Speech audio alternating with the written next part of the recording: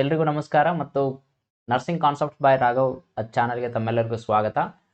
So ಇವತ್ತಿನ ಈ ವಿಡಿಯೋದ ಮುಖ್ಯ ಉದ್ದೇಶ ಏನಂತಂದರೆ, ರೀಸೆಂಟಾಗಿ ನಾನೊಂದು ವಿಡಿಯೋ ಮಾಡಿದ್ದೆ. ವೈದ್ಯಕೀಯ ಶಿಕ್ಷಣ ನಿರ್ದೇಶನಾಲಯದಲ್ಲಿ 724 ನರ್ಸಿಂಗ್ ಅಧಿಕಾರಿ ಹುದ್ದೆಗಳನ್ನು ಭರ್ತಿ ಮಾಡ್ತಕ್ಕಂಥ ಹುದ್ದೆ ಒಂದು ನೋಟಿಫಿಕೇಷನ್ ಅಥವಾ ಒಂದು ಆರ್ಡರ್ ಮೇಲೆ ಒಂದು ವಿಡಿಯೋ ಮಾಡಿದ್ವಿ. ಸುಮಾರು ಕಮೆಂಟ್ಸ್ಗಳು, ಸುಮಾರು ಮೆಸೇಜ್ಗಳು ನಂಗೆ ಬಂದಿದೆ. ಸರ್, ಏಜ್ ರಿಲ್ಯಾಕ್ಸೇಷನ್ ಏನು, ಅಥವಾ ಏಜ್ ಕ್ರೈಟೇರಿಯಾ ಏನು, ಯಾವ ಕ್ಯಾಟಗರಿಗೆ ಎಷ್ಟು ಏಜ್ ಇರುತ್ತೆ, ಮತ್ತು ಇದು ಯಾವಾಗ ಆಫಿಷಿಯಲ್ ನೋಟಿಫಿಕೇಷನ್ ಬರುತ್ತೆ, ಮತ್ತು ಈ ಎಕ್ಸಾಮ್ ಯಾವಾಗ ಎಕ್ಸ್ಪೆಕ್ಟ್ ಮಾಡ್ಬೋದು ನಾವು, ಯಾವಾಗ ಎಕ್ಸಾಮ್ ಬರುತ್ತೆ, ಇನ್ನೂ ಎಷ್ಟು ತಿಂಗಳಾಗುತ್ತೆ. ಸೊ ಈ ಥರದ್ದು ಸುಮಾರು ಕ್ವಶನ್ಗಳು, ಕಮೆಂಟ್ಗಳು ನನ್ನ ವಿಡಿಯೋಗೆ ಬಂದಿದೆ. ಸೊ ಅದರ ರಿಲೇಟೆಡ್ ಒಂದು ಗೌರ್ಮೆಂಟ್ ಕಡೆಯಿಂದನೇ ಆಫಿಷಿಯಲ್ ಆಗಿ ಒಂದು ಬಿಗ್ ಅಪ್ಡೇಟ್ ಬಂದಿದೆ ಈ ವಿಚಾರವಾಗಿ. ಸೊ ಅದನ್ನು ತಮ್ಮೆಲ್ಲರಿಗೂ ತಿಳಿಸ್ಬೇಕಂತ ಹೇಳ್ಬಿಟ್ಟು ಇವತ್ತಿನ ಈ ವಿಡಿಯೋ. ಸೊ ಬನ್ನಿ ಅದು ಏನಂತ ಅಪ್ಡೇಟ್ ನೋಡೋಣ.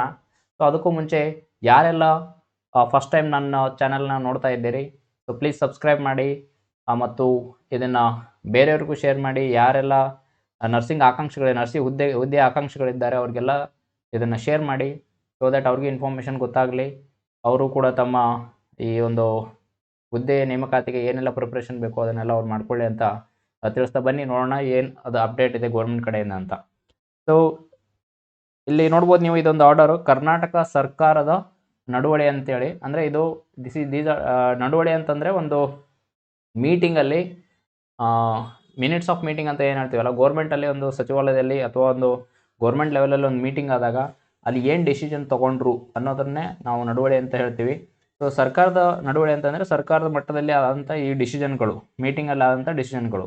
ಸೊ ಏನಿದೆ, ಇದು ಯಾವುದ್ರದ್ದು ಡಿಸಿಷನ್ ಇದೆ ಅಂತಂದರೆ, ಇಲ್ಲಿ ನೋಡಿ, ವಿವಿಧ ಇಲಾಖೆಯಲ್ಲಿ ಖಾಲಿ ಹುದ್ದೆಗಳನ್ನು ನೇಮಕಾತಿ ಪ್ರಕ್ರಿಯೆಯನ್ನು ತ್ವರಿತಗತಿಯಲ್ಲಿ ಪೂರ್ಣಗೊಳಿಸಲು ಮೇಲು ಉಸ್ತುವಾರಿ ಉನ್ನತ ಮಟ್ಟದ ಅಧಿಕಾರಿಗಳನ್ನು ನೇಮಿಸುವ ಬಗ್ಗೆ. ಅಂದರೆ ಯಾವೆಲ್ಲ ವೇಕೆನ್ಸೀಸ್ ಇದ್ದಾವೆ, ಇದು ನಮ್ಮ ಇಲಾಖೆ, ಆರೋಗ್ಯ ಇಲಾಖೆ ಒಂದೇ ಅಲ್ಲ, ಬೇರೆಲ್ಲ ಇಲಾಖೆಗಳಲ್ಲಿ ಏನೆಲ್ಲ ವೇಕೆನ್ಸಿಗಳಿದ್ದಾವೆ ಅವನ್ನೆಲ್ಲ ವೇಕೆನ್ಸಿನ ಬೇಗ ಅಂದರೆ ತ್ವರಿತವಾಗಿ, ಆದಷ್ಟು ಕ್ವಿಕ್ಕಾಗಿ ಅಥವಾ ಫಾಸ್ಟಾಗಿ ಅದನ್ನು ಭರ್ತಿ ಮಾಡ್ಕೊಳ್ಳೋಕ್ಕೋಸ್ಕರ ಒಬ್ಬರನ್ನ ರೆಸ್ಪಾನ್ಸಿಬಲ್ ಪರ್ಸನ್ ಅಥವಾ ಉನ್ನತ ಮಟ್ಟ ಅಧಿಕಾರಿಗಳನ್ನು ನೇಮಿಸೋ ಬಗ್ಗೆ ಈ ಒಂದು ನಡುವಳಿ ಇದೆ. ಸೊ ಇಲ್ಲಿ ನೋಡಿ, ಪ್ರಸ್ತಾವನೆಯಲ್ಲಿ ಏನಿದೆ ಹೇಳ್ತಾರೆ, ಸುಮಾರು 72,186 ಹುದ್ದೆಗಳು. ಎಷ್ಟಿದೆ ಟೋಟಲ್? 72,186 ಹುದ್ದೆಗಳು. ಇದು ಟೋಟಲ್ ಎಲ್ಲ ಇಲಾಖೆ ಸೇರಿಬಿಟ್ಟಿದೆ. ಓಕೆ, ಇದು ಯಾವಾಗ ಅಂತಂದರೆ, ಇದು ನೋಡಿ 2023-24ನೇ ಸಾಲಿನಲ್ಲಿ ಟೋಟಲ್ಲು 40,009 ಹುದ್ದೆಗಳಿದ್ದಾವೆ. ಮತ್ತು ಇನ್ನು ಕಲ್ಯಾಣ ಕರ್ನಾಟಕ ಇದರಲ್ಲಿ 32,177 ಹುದ್ದೆಗಳಿದ್ದಾವೆ. ಸೊ ಇದರಲ್ಲಿ ಈ ಎಲ್ಲ ಹುದ್ದೆಗಳನ್ನು ಆದಷ್ಟು ಬೇಗ ಭರ್ತಿ ಮಾಡ್ಕೊಳ್ಳಿಕ್ಕೋಸ್ಕರನೇ ಕೆಲವೊಬ್ಬರನ್ನ, ಅಂದರೆ ಉನ್ನತ ಮಟ್ಟದ ಅಧಿಕಾರಿಗಳನ್ನ ನೇಮಿಸಿ ಅವರು ಇದನ್ನು ಪ್ರೊಸೆಸ್ ಮಾಡಲಿ ಅಂತೇಳ್ಬಿಟ್ಟು ಇದೊಂದು ಡಿಸಿಷನ್ ಆಗಿದೆ. ಸೊ ಇಲ್ಲಿ ನೀವು ನೋಡ್ಬೋದು, ಒಂದು ಅನುಬಂಧ ಒಂದರಲ್ಲಿ ಏನು ಟೋಟಲ್ ಎಷ್ಟಿದೆ ಅಂತಂದರೆ, ಒಂದರಲ್ಲಿ 17 ಮತ್ತು 34 ಇಲಾಖೆಗಳಿದ್ದಾವೆ. ಸೊ 2 ಅನುಬಂಧಗಳಿದ್ದಾವೆ, ಅನುಬಂಧ 1 ಮತ್ತು ಅನುಬಂಧ 2. ಅನುಬಂಧ 1ರಲ್ಲಿ 17 ಇಲಾಖೆ ಬರ್ತವೆ, ಅನುಬಂಧ 2ರಲ್ಲಿ 32 ಇಲಾಖೆ ಇರ್ತವೆ. ಸೊ ಅನುಬಂಧ 1ರಲ್ಲಿ ಬರ್ತಕ್ಕಂಥ ಇಲಾಖೆಗಳಿಗೆ ಯಾರಿಗೆ ಜವಾಬ್ದಾರಿ ಕೊಟ್ಟಿದ್ದಾರೆ ಅಂತಂದರೆ, ಮುಖ್ಯ ಕಾರ್ಯದರ್ಶಿಗಳು ಅಭಿವೃದ್ಧಿ ಆಯುಕ್ತರು, ಇವರಿಗೆ ರೆಸ್ಪಾನ್ಸಿಬಿಲಿಟಿ ಕೊಟ್ಟಿದ್ದಾರೆ.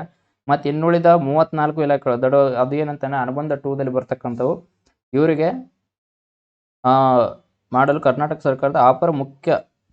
ಸರ್ಕಾರದ ಅಪರ ಮುಖ್ಯ ಕಾರ್ಯದರ್ಶಿಗಳಿಗೆ ಇದನ್ನು ಜವಾಬ್ದಾರಿ ನೀಡಿರ್ತಾರೆ. ಸೊ ಇಲ್ಲಿ ನೀವು ನಾನು ಹೇಳ್ದಂಗೆ, ಸೊ ಅನುಬಂಧ 1 ಇಲ್ಲಿ 17 ಇಲಾಖೆ ಇದ್ದಾವೆ, ಅನುಬಂಧ 2ರಲ್ಲಿ ಟೋಟಲ್ 32 ಇಲಾಖೆಗಳು ಇದ್ದಾವೆ.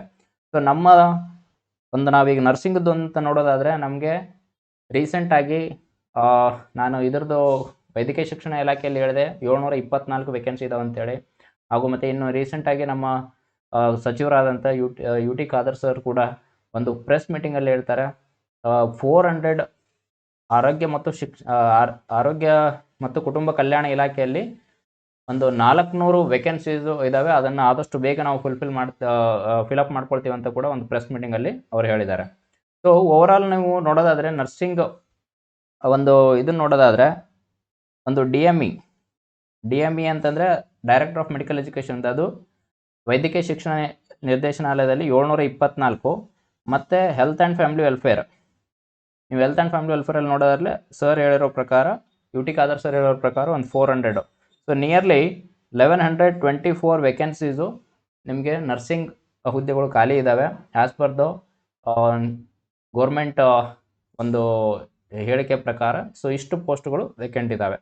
ಸೊ ಇವುಗಳನ್ನೆಲ್ಲ ತ್ವರಿತವಾಗಿ ಭರ್ತಿ ಮಾಡ್ಕೊಳ್ಳಿಕ್ಕೆ ಒಂದು ಜವಾಬ್ದಾರಿಯನ್ನು ನೀಡಿದ್ದಾರೆ.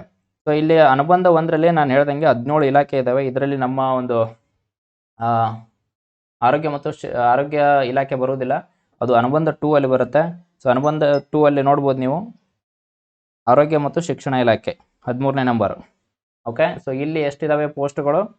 ನಿಯರ್ಲಿ 400. ಇನ್ನು ವೈದ್ಯಕೀಯ ಶಿಕ್ಷಣ ಇಲಾಖೆ ನೋಡೋದಾದರೆ ಇಲ್ಲಿ ಎಷ್ಟು ಪೋಸ್ಟ್ ಇದೆ? ಇಲ್ಲಿ 724. ಓಕೆ, ಸೊ ಟೋಟಲ್ಲು ನಿಮಗೆ 1124 ಪೋಸ್ಟ್ಗಳು ವೇಕೆಂಟ್ ಇದ್ದಾವೆ. ಅವು ಆದಷ್ಟು ಬೇಗ ಭರ್ತಿ ಆಗ್ತವೆ. ಆದಷ್ಟು ಬೇಗ ಅಂದರೆ ಎಷ್ಟು ಟೈಮ್ ಸರ್ ಅಂತ ಕೇಳ್ಬೋದು. ಅದೇ ಕ್ಲಾರಿಫಿಕೇಷನನ್ನು ಈ ನಡುವಳಿಯಲ್ಲಿ ಇದರಲ್ಲಿ ಡಿಸಿಷನ್ ಮಾಡಲಾಗಿದೆ. ಸೊ ಇವ್ರು ಜವಾಬ್ದಾರಿ ಕೊಟ್ಟು ಇವ್ರು ಏನು ಹೇಳ್ತಿದ್ದಾರೆ ಅಂತಂದರೆ, ಇಲ್ಲಿ ನೋಡಿ ಎಷ್ಟು ದಿನದಲ್ಲಿ ಇದನ್ನು ಮುಗಿಸ್ಬೇಕು, ರೆಕ್ರೂಟ್ಮೆಂಟ್ ಪ್ರಾಸೆಸ್ನ ಮುಗಿಸ್ಬೇಕು. ಸೊ ಇವೆಲ್ಲ ನೇಮಕಾತಿಗಳನ್ನು ಮುಂದಿನ 2 ತಿಂಗಳಲ್ಲಿ ನೇಮಕಾತಿ ಅಧಿಸೂಚನೆ ಹೊರಡಿಸೋದು. ಅಂದರೆ ಇನ್ ದ ನೆಕ್ಸ್ಟ್ 2 ಮಂತಲ್ಲಿ ಏನಂತಂದರೆ ನಿಮಗೆ official notification of vacancies. Okay, ಇಲ್ಲಿ ಹುದ್ದೆಗಳನ್ನು ಭರ್ತಿ ಮಾಡಲಿಕ್ಕೆ ಆಫಿಷಿಯಲ್ ನೋಟಿಫಿಕೇಷನ್ನು ವಿದಿನ್ 2 ಮಂತ್ಸಲ್ಲಿ ನಿಮಗೆ ಬರುತ್ತೆ. ಆಮೇಲೆ ಮುಂದಿನ 4 ತಿಂಗಳಲ್ಲಿ ನೇಮಕಾತಿ ಪರೀಕ್ಷೆಗಳನ್ನು ನಡೆಸಬೇಕು. ಅಂದರೆ ನೆಕ್ಸ್ಟ್ ಅಪ್ಕಮಿಂಗ್ 4 ಮಂತ್ಸ್ ಒಳಗಡೆ ನಿಮಗೆ ಎಕ್ಸಾಮ್ಸ್ ಬರುತ್ತೆ. ಸೊ ಅದಕ್ಕೆ ನಾನು ಹೇಳ್ತಾ ಇದ್ದೀನಿ, KE ಮುಖಾಂತರ ಈ ವೈದ್ಯಕೀಯ ಶಿಕ್ಷಣ ನಿರ್ದೇಶನಾಲಯದು ಇವೆಲ್ಲ ಫಿಲಪ್ ಆಗೋದ್ರಿಂದ ಅವರು ಎಕ್ಸಾಮ್ ನಡೆಸ್ತಾರೆ. ಸೊ ಇವ್ರದ್ದು ಇದ್ರ ಪ್ರಕಾರ 4 ತಿಂಗಳಲ್ಲಿ ಎಕ್ಸಾಮ್ ಅಂತಂದರೆ ನೀವು ಯು ಕ್ಯಾನ್ ಎಕ್ಸ್ಪೆಕ್ಟ್, ನೀವು ನಿರೀಕ್ಷೆ ಮಾಡ್ಬೋದು ಮುಂದಿನ 3 ರಿಂದ 5 ತಿಂಗಳೊಳಗಡೆ ಡೆಫಿನೆಟಾಗಿ ನಿಮಗೆ ಇದರದ್ದು ಎಕ್ಸಾಮ್ ಬರುತ್ತೆ. ಸೊ ಯಾರೆಲ್ಲ ಇದನ್ನು ನಿರೀಕ್ಷೆ ಮಾಡ್ತಾ ಇದ್ದೀರಾ, ಈ ಜಾಬ್ಗೆ ಹಾಕಬೇಕು ಅಂದ್ಕೊಂಡಿದ್ದೀರಾ, ಅವರೆಲ್ಲ ಪ್ಲೀಸ್ ಇವಾಗಿಂದನೇ ನೀವು ಸ್ಟಡಿನ ಸ್ಟಾರ್ಟ್ ಮಾಡಿ. ಯಾಕಂತಂದರೆ ನಿಮ್ಗಿರೋದೇ 3 ರಿಂದ 5 ತಿಂಗಳು, ಅಷ್ಟರೊಳಗಡೆ ಇದನ್ನು ಎಕ್ಸಾಮು ಆಗುತ್ತೆ. ಸೊ ಎಕ್ಸಾಮ್ ಆಯಿತು ಅಂತ ಆಮೇಲೆ ನೆಕ್ಸ್ಟ್ ಏನು ಹೇಳ್ತಾರೆ, ಮುಂದಿನ 6 ತಿಂಗಳಲ್ಲಿ ನೇಮಕಾತಿ ಪ್ರಕ್ರಿಯೆಯನ್ನು ಪೂರ್ಣಗೊಳಿಸಬೇಕು. ಅಂದರೆ ವಿದಿನ್ 6 ಮಂತು ಈ ಎಲ್ಲ ಪ್ರಕ್ರಿಯೆಗಳನ್ನು ಪೂರ್ಣಗೊಳಿಸಬೇಕು ಅಂತ ಹೇಳ್ತಿದ್ದಾರೆ. ಸೊ ಇದು ಗೋರ್ಮೆಂಟು ಜವಾಬ್ದಾರಿ ಕೊಟ್ಟು ಈ ಡಿಸಿಷನನ್ನು ತೊಗೊಂಡಿದ್ದಾರೆ. ಸೊ ಇದಕ್ಕೆಲ್ಲ ಏನೇನು ಕ್ರಮಗಳನ್ನು ಕೈಗೊಳ್ಳಬೇಕು, ಅವ್ರು ಯಾರಿಗೆ ರೆಸ್ಪಾನ್ಸಿಬಿಲಿಟಿ ಕೊಟ್ಟಿದ್ದಾರೆ ಅವರೆಲ್ಲ ಇದನ್ನು ಪ್ರಾಸೆಸ್ ಮಾಡ್ತಾರೆ. ಸೊ 2, 4, 6 ನೆನ್ಪಿಟ್ಕೊಳ್ಳಿ. 2 ತಿಂಗಳಲ್ಲಿ ಆರ್ಡರ್ ಬರುತ್ತೆ, ಇದು ಬರುತ್ತೆ, ಅಧಿಸೂಚನೆ ನೋಟಿಫಿಕೇಷನ್ ಬರುತ್ತೆ. ನೆಕ್ಸ್ಟ್ 4 ಮಂತ್ಸ್ ಒಳಗಡೆ ನಿಮ್ದು ಎಕ್ಸಾಮ್ ಬರುತ್ತೆ. ನೆಕ್ಸ್ಟ್ 6 ತಿಂಗಳ ಒಳಗಡೆ ನಿಮಗೆ ನೇಮಕಾತಿ ಪ್ರಕ್ರಿಯೆ ಅಂದರೆ ಸೆಲೆಕ್ಷನ್ ಪ್ರೊಸೆಸ್ಸು ಕಂಪ್ಲೀಟ್ ಆಗಿ ಮುಗಿಯುತ್ತೆ. So most probably by the next year maybe in the first month like January or February. So this recruitment might get completed by the government. So ಅಷ್ಟು ಇದನ್ನು ಈ ಒಂದು ನಡವಳಿಕೆ ಮುಖಾಂತರ ಡಿಸಿಷನನ್ನು ತೊಗೊಂಡಿದ್ದಾರೆ. ಸೊ ಐ ಥಿಂಕ್ ಗೌರ್ಮೆಂಟ್ ಕೂಡ ಇದ್ರ ಮೇಲೆ ವರ್ಕೌಟ್ ಮಾಡಿದೆ. ಡೈಲಿ ಒಂದೊಂದು ಆರ್ಡರ್ ಬರ್ತಿದ್ದಾರೆ. ಅದರ ಅರ್ಥ ಏನಂತಂದರೆ, ಸೊ ಇದು ಅಂಡರ್ ಪ್ರಾಸೆಸ್ ಇದೆ, ನಡೀತಾ ಇದೆ. ಸೊ ಡೆಫಿನೆಟ್ಲಿ ನೀವು ಇದನ್ನು ಎಕ್ಸ್ಪೆಕ್ಟ್ ಮಾಡ್ಬೋದು. ಸೊ ಅದಕ್ಕೆ ಯಾರೆಲ್ಲ ಇದರದ್ದು ನಿರೀಕ್ಷೆಯಲ್ಲಿದ್ದೀರಾ, ಕೀಪ್ ಸ್ಟಡಿಂಗ್, ಪ್ರಿಪೇರ್ ಮಾಡಿ. ಓಕೆ, ಕೆಲವೊಂದು ಈಗ ಹೆಲ್ತ್ ಆ್ಯಂಡ್ ಫ್ಯಾಮಿಲಿ ವೆಲ್ಫೇರಲ್ಲಿ ಡೈರೆಕ್ಟ್ ರಿಕ್ರೂಟ್ಮೆಂಟ್ ಇದೆ, ಅಲ್ಲಿ ಪರ್ಸೆಂಟೇಜ್ ನಿಮಗೆ ಲೆಕ್ಕಕ್ಕೆ ಬರ್ಬೋದು. ಬಟ್ KE ಥ್ರೂ ಏನು ನಡೆಸಿದ್ರು ಅಂತಂದರೆ, ಅದು ಅಪಾಯಿಂಟ್ಮೆಂಟ್ ಅಲ್ಲಿಂದ ಬಂತು ಅಂತಂದರೆ ಡೆಫಿನೆಟಾಗಿ ನಿಮಗೆ ಎಕ್ಸಾಮ್ ಇರುತ್ತೆ. ಸೊ ಅದಕ್ಕೂ ಕೂಡ ನೀವು ರೆಡಿಯಾಗಿ ಇರಿ. ಮತ್ತು ನಿಮಗೆ ಏನೆಲ್ಲ ಏಜ್ ರಿಲ್ಯಾಕ್ಸೇಷನ್ ಏನು, ಸರ್ ಯಾವ ಸರ್ಟಿಫಿಕೇಟ್, ಕಾಸ್ಟ್ ಸರ್ಟಿಫಿಕೇಟ್ ಯಾವ ಥರ ಇರಬೇಕು, ಮತ್ತು ಕನ್ನಡ ಮಾಧ್ಯಮ, ಸೊ ಇವೆಲ್ಲ ಸರ್ಟಿಫಿಕೇಟ್ಗಳನ್ನು ನೀವು ತೆಗೆದಿಟ್ಕೊಳ್ಳಿ. ಇನ್ನೂ ಕಂಪ್ಲೀಟಾಗಿ ಏನೆಲ್ಲ ಡೀಟೇಲ್ಸ್ ಬರುತ್ತೆ ಅದನ್ನು ಅಪ್ಡೇಟ್ ನಾನು ಮಾಡ್ತಾ ಇರ್ತೀನಿ ನನ್ನ ಚಾನಲ್ ಥ್ರೂ. ಸೊ ಅದಕ್ಕೆ ಮುಂದಿನ ಅಪ್ಡೇಟ್ಸ್ಗೋಸ್ಕರ ನೀವು ನನ್ನ ಚಾನಲ್ನ ಫಾಲೋ ಮಾಡ್ತಾಯಿರಿ. ಮತ್ತು ಯಾರಿಗೆಲ್ಲ ಈ ವಿಡಿಯೋ ಹೆಲ್ಪ್ ಆಗುತ್ತೆ ಅವರಿಗೆಲ್ಲ ತಪ್ಪದೆ ಶೇರ್ ಮಾಡಿ. ಅವ್ರಿಗೂ ಕೂಡ ಇದ್ರ ಬಗ್ಗೆ ಇನ್ಫಾರ್ಮೇಷನ್ ಗೊತ್ತಾಗಲಿ, ಅವರು ಕೂಡ ತಮ್ಮ ತಯಾರಿನ ಶುರು ಮಾಡಲಿ ಅಂತ ಹೇಳ್ತಾ, ಸೊ ಇದಿಷ್ಟು ಇವತ್ತಿನ ವಿಡಿಯೋ ಆಗಿತ್ತು. ಸೊ ಮತ್ತೆ ಮುಂದಿನ ಅಪ್ಡೇಟ್ ವಿಡಿಯೋದಲ್ಲಿ ಸಿಗೋಣ. ಸೊ ಅಲ್ಲಿವರೆಗೆ ಓದ್ತಾ ಇರಿ. ಓಕೆ, ಸೊ ಓದೋದು ಒಂದೇ ಮಾರ್ಗ. ಓದ್ತಾ ಇದ್ದರೆ ಡೆಫಿನೆಟಾಗಿ ನಿಮಗೆ ಒಂದು ಸಕ್ಸಸ್ ಸಿಗುತ್ತೆ.